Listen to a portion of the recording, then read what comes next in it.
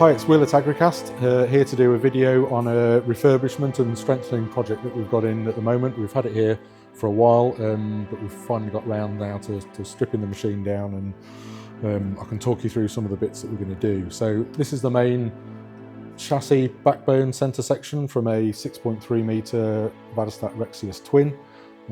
We had a 10.3 metre machine in for a bit of an emergency repair last autumn, last cultivation season, when we strengthened the pull point arrangements.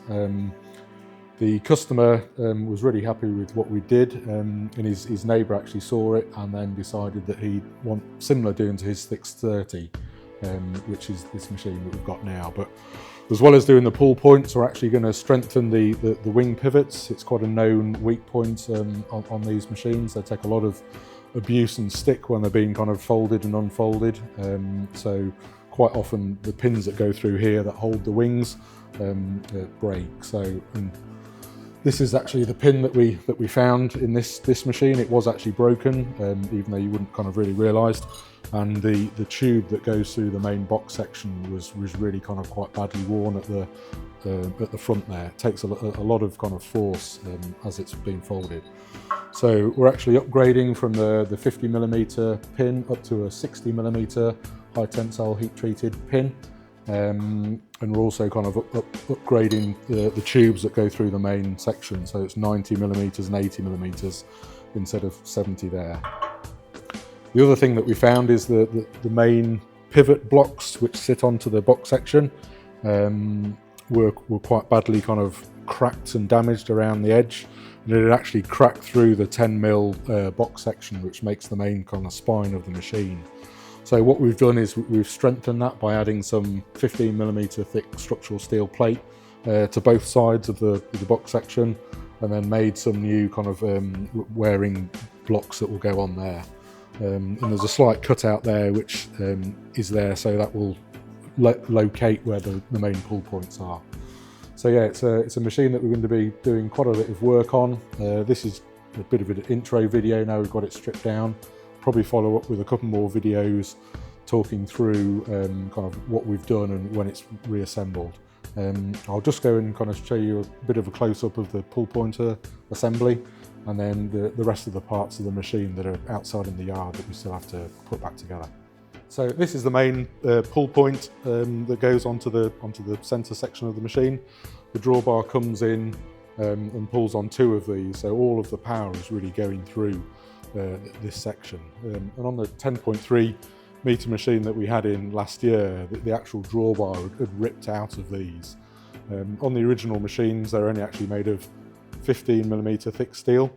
So on the previous machine, we chopped and gouged all of that off and came up with this design. So it's using 25mm thick and 20mm thick structural steel, slots together, cut out on the plasma cutter just behind me, and then we can weld all this together and then weld it round the underside of the main backbone frame.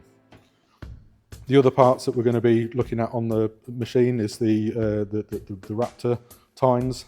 These are the levelling arms which help kind of the depth control on the Raptor tines. And again, there's a lot of wear within the bolts that go through these, and actually the bolts are probably too short because they've been rubbing on the threads in the frame, and that's obviously caused the premature wear. And there's lots of play and slop in the bolts. The tube that goes through that holds them hasn't got any bushes in, so what we'll do is counterbore those, fit them with some new hardened bushes, all new bolts through there, and it should take away a lot of the play that's in that kind of frame assembly. Inside here in the yard, we've got the rest of the Rexius Twin jigsaw puzzle for us to put back together when it's all complete. Got both wheel sets, the Raptor tine assemblies, and then both wings, and then of course all of the ring gangs. There's not much to do on the ring gangs themselves. The rings are in pretty good shape. We are going to upgrade the pivot points on the wheels because they take a lot of the force when the machine's been unfolded and folded back up. So we're going to rebush the main pivot tubes and also probably have new pins in there as well, just to take any play out. On the wings, there's some work to do on the wings. Obviously, we're going with a larger diameter pivot pin, so we need to bore those out and bush them as well.